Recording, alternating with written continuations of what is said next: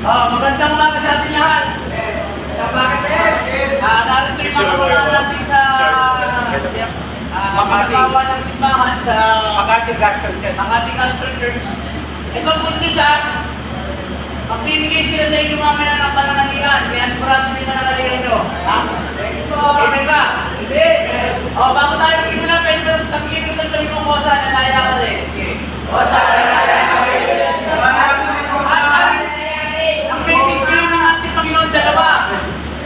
Pagkain spiritual at saka pagkain physical. Okay. Sa patnubay po at gabay po ng Chief of Police po ng Makati, Police Colonel Pedro A. Alalari Jr., ang inyong pong lingkod, Police Executive Master Sergeant Expones, ay pinapunta rito kasama yung ating Makati Gospel para makapagbahagi ng mabuting balita. Amen po ba? Okay. Mag-share po muna ako sandali. Then i-turn over ko po sila sa inyo.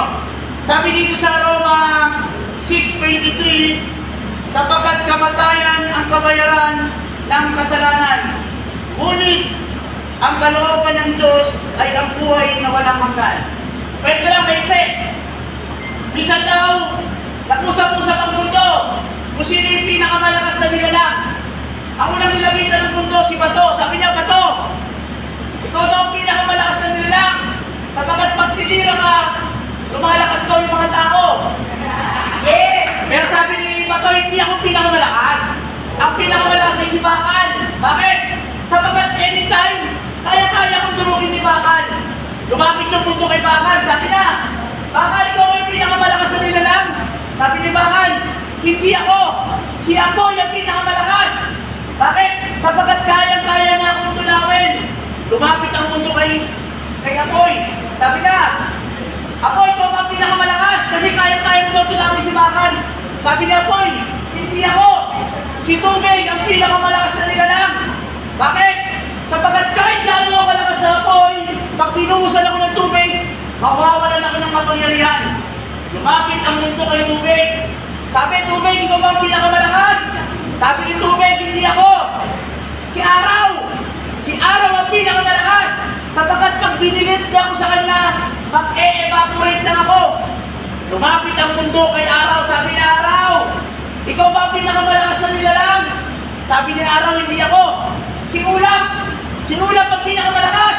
Sapagkat kahit gaano ako kataas, kahit gaano ako malakas, pag tinakpan ako ni Ulap, mawawalan ako ng kapangyarihan.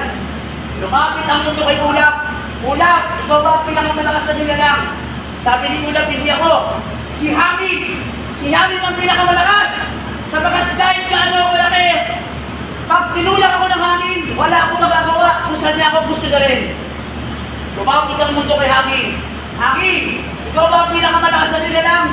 Sabi ni Hamid, hindi ako. Si Bundok ang pinakamalakas. Kasi kahit gaano ako malakas, kahit mag-signal number 5 ako, pag tumama ako kay Bundok, nasisira ako, nawawala ako. Lumapit ang mundo kay Bundok. Sabi na, Bundok, ikaw ba ang pinakamalakas na nilalang? Hindi ako. Si Tao ang pinakamalakas na nilalang. Sapagkat binigyan siya ng karunuhan ng Diyos. Binigyan siya ng purpose para mabuhay. Pero sabi nung nilapitan ng mundo si Tao, Tao, ikaw ba ang pinakamalakas? Sabi ni Tao, hindi ako ang pinakamalakas. Ang pinakamalakas na nilalang, walang dili pa, si kamatayan. Sapagkat lahat ng tao ay mamamatay. Minsan may mga tao na buhay pa pero patay na. At hayaan natin ang kamatayan na ito ang siyang pinakamalaking kapangyarihan sa ibabaw ng mundo. Pero sabi nga, that was 2,000 years ago. Bakit? Sapagkat may isang Kristo na ipinako sa krus, namatay nilibing, at ang may 3 araw na buhay na magmuli ang Diyos na ito. Kaya nung si Kristo dumating sa ibabaw ng mundo, nawalan ng kapangyarihan ang kamatayan.